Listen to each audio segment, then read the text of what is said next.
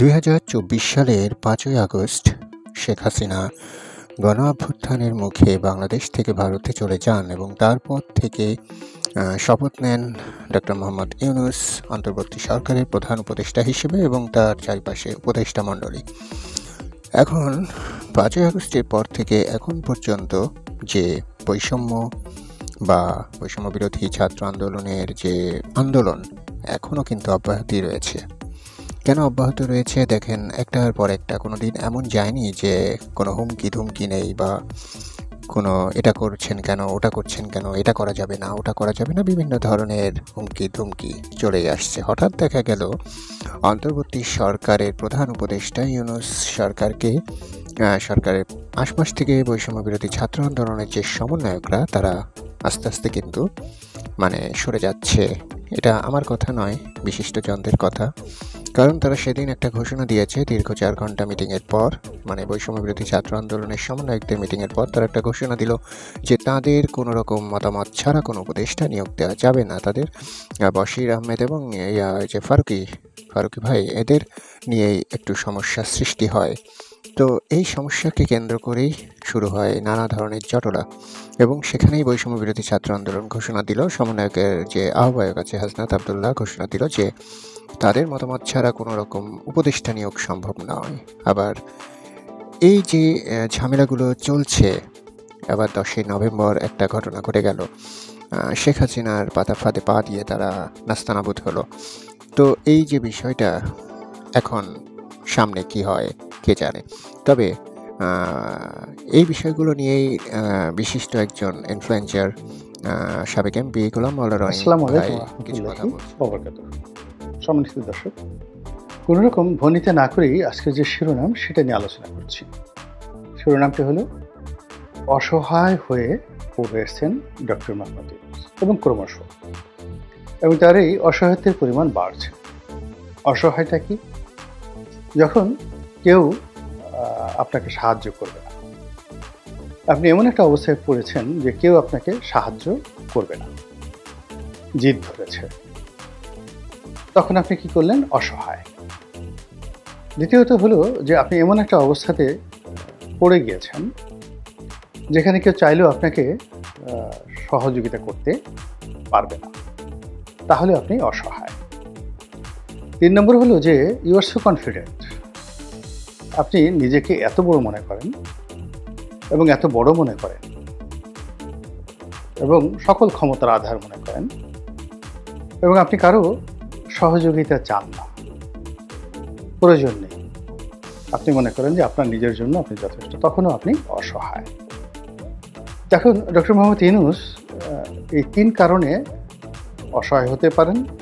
এর মধ্যে কোনটি, 3 কারণের কোনটি, এটি এই আলোচনার মধ্যেই আপনারা বুঝতে পারবেন। এর বাইরে আরও কিছু অসহায়ত্ব রয়েছে, সেটা হলো কনসিকুয়েন্স।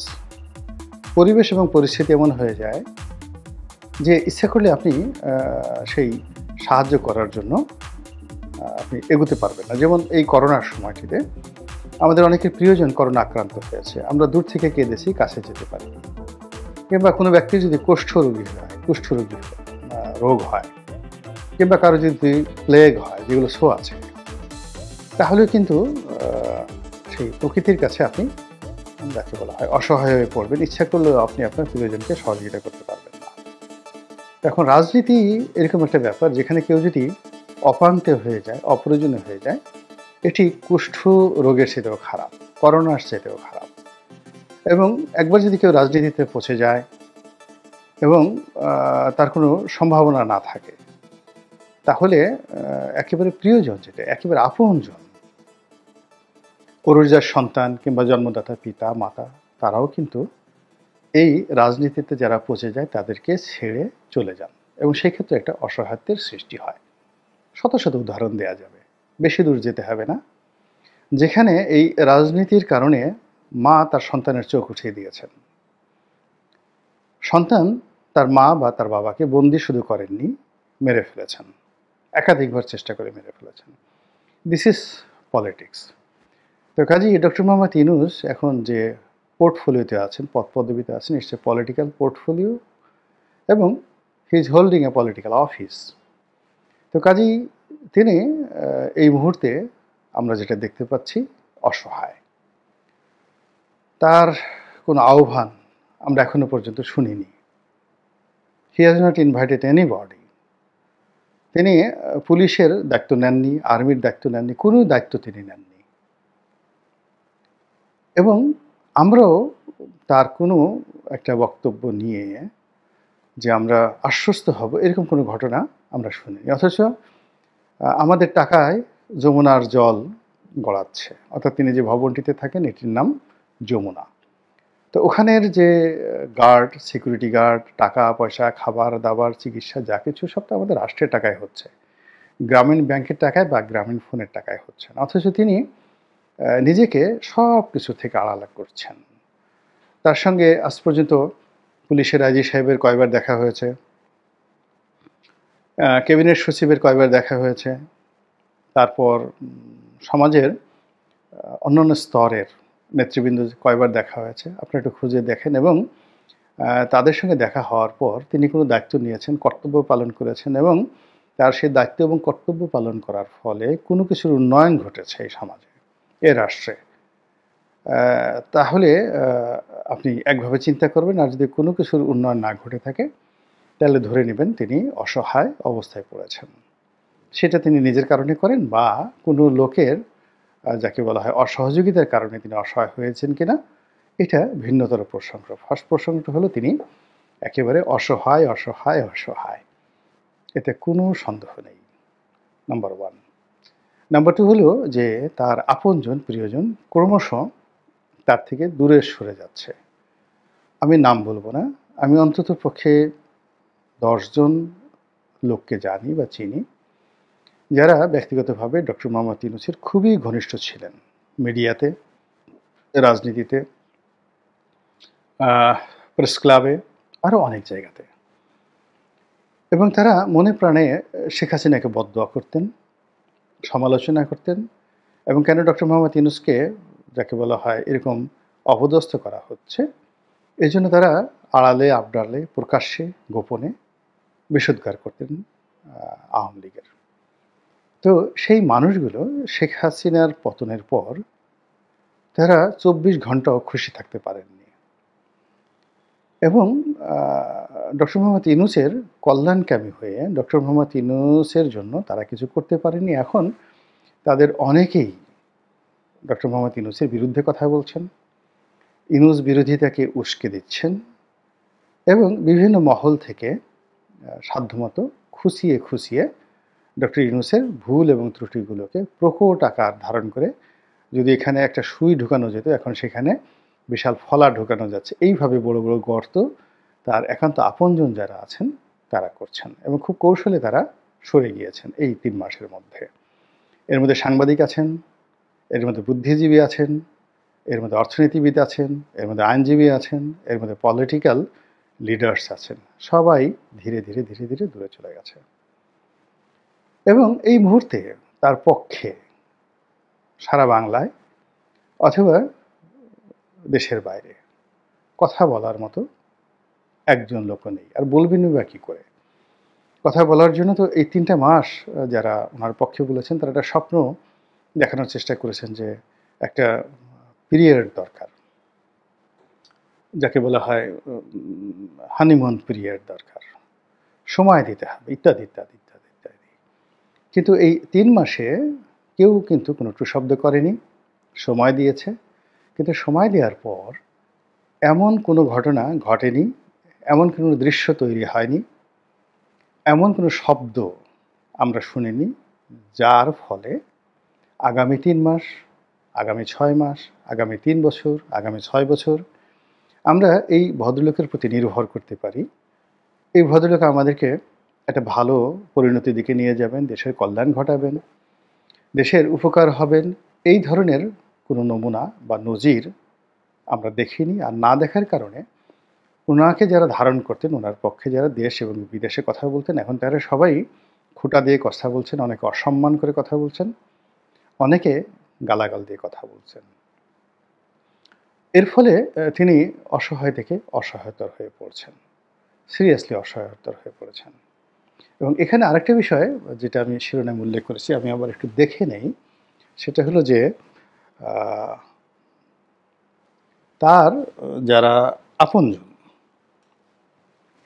তো সেই আপনজনের মধ্যে ব্যাপার হলো যে অনেক সময় হুট করে অনেক আপনজন হয়ে যায়। তো এই আপনজনের মধ্যে বৈবাহিক সম্পর্কে আপনজনটা হলো বলতে গেলে যেমন দেখা গেল আপনি একজনকে বিয়ে করে আনলেন, তো একেবারে ঠিক উইদিন ১ ঘন্টার মধ্যে বাসর রাতের পর থেকেই আপনার স্ত্রী আপনার অর্ধাঙ্গিনী হয়ে গেল এবং বিয়েতে কবুল বলার পরেই আপনি কি করলেন, আপনার শ্বশুরবাড়ির লিগেসিকে আপনি ধারণ করতে পারবেন। এই একটা মাত্র বিয়ে শাদী ছাড়া আর নিজে জন্ম দেওয়া ছাড়া আর কোনো কিছুই ওন করা যায় না উইদাউট পরিশ্রম। যেমন আপনার সন্তান হলো, সঙ্গে সঙ্গে আপনি তাকে ওন করছেন, কিন্তু বাকি যা কিছু আছে সেখানে আপনি হঠাৎ করে উড়ে এসে জুড়ে বসে কোনো কিছু ওন করবেন, এটা হয় না। এটা কোথাও কোনো কালে হয়নি। আমাদের বাংলায় একটা গান আছে যে কলা বাবা দয়াল বাবা কলা খাবা গাছ লাগায় খাও। তো আপনি যদি মন্ত্রী হতে চান, এমপি হতে চান, এই যে আমি একজন সাধারণ সংসদ সদস্য পদে একবার মতো নির্বাচন করেছি, মানে জয়ী হয়েছি।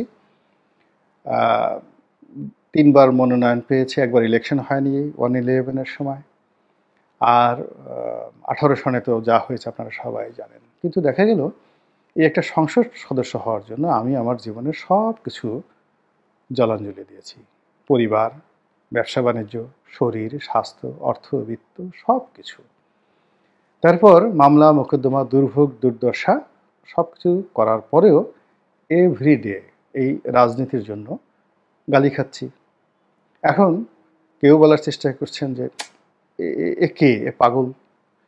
মানে যত রকম অশালীন গালিগালাজ আছে আমার সম্পর্কে, আমার বাবার সম্পর্কে, আমার 14 জেনারেশন সম্পর্কে, এই রাজনীতির কারণে আমাকে সেটা হজম করতে হচ্ছে এবং এটাই নিয়তি। আর আমি যদি রাজনীতি না করতাম তাহলে এই যে আমার যে অর্থবিত্ত আছে, আমাকে কেউ চিনতো না, কেউ জানতো না, কেউ নিয়ে আমাকে মাথা ঘামাতো না। আমি পোলাও খেতাম, কোরমা খেতাম, 5 স্টার 7 স্টার হোটেলে ঘুরতাম, প্রতি মাসে একটা করে নতুন গাড়ি কিনতাম, গাড়ির মডেল চেঞ্জ করতাম এবং আমি যত টাকা উপার্জন করেছি এবং রাজনীতির পিছনে যদি আমার এই টাকাগুলো খরচ না হতো, লস না হতো, তাহলে এই ঢাকা শহরে রোলস রয়েস গাড়ি কেনার মতো সামর্থ্য আমার ছিল।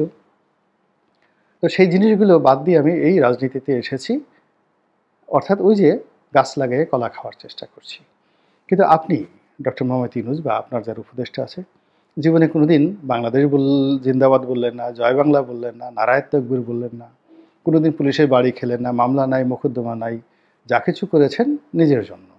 নিজের বাইরে আপনি কোনোদিন একটা প্যারাসিটামল ট্যাবলেটও কাউকে দিয়েছেন বা খেয়েছেন এরকম কোনো নজির নাই। কিন্তু রাতারাতি আপনি যখন প্রধানমন্ত্রীর একটা পদে বসলেন এবং বললেন যে এরা আমাকে বসিয়েছে, কারা বসিয়েছে? এই সমন্বয়ক ছাত্ররা। They are your appointee, they are your appointee. এটি আসলে হয় না, লং রানে হয় না।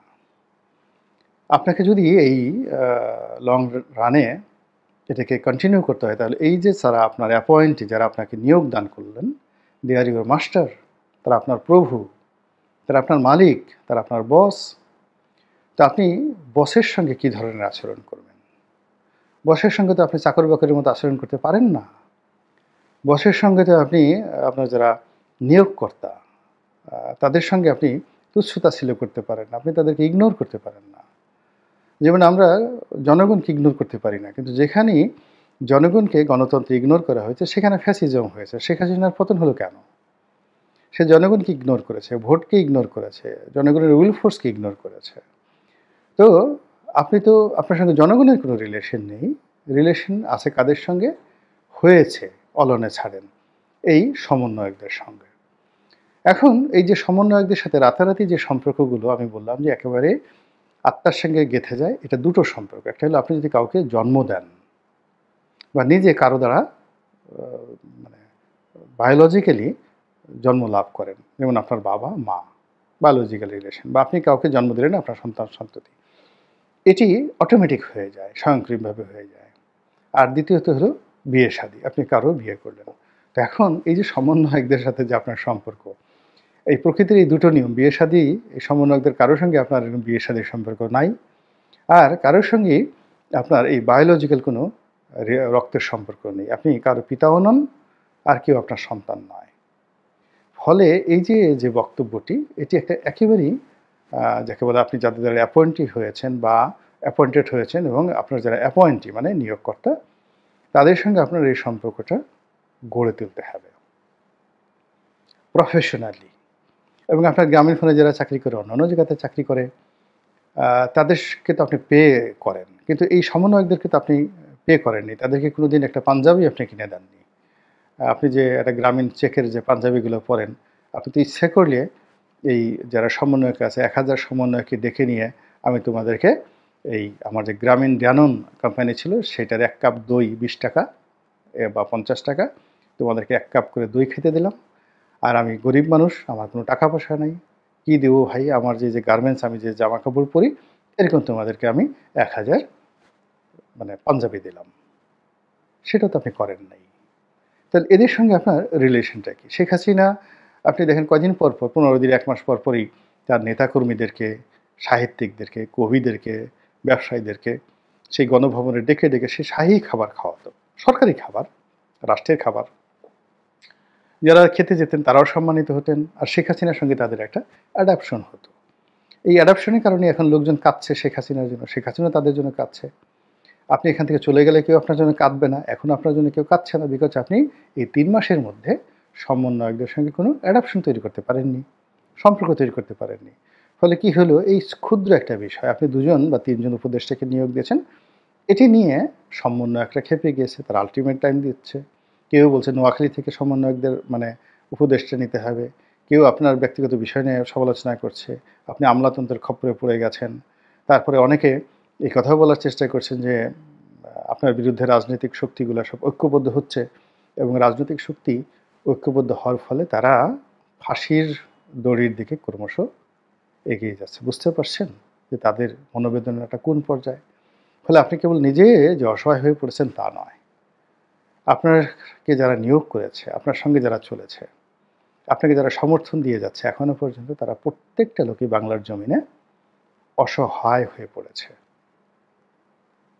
আল্লাহ আমাদের সবাইকে হেদায়েত দান করুন এবং হেফাজত করুন। আসসালামু আলাইকুম ওয়া রাহমাতুল্লাহি ওয়া বারাকাতুহু।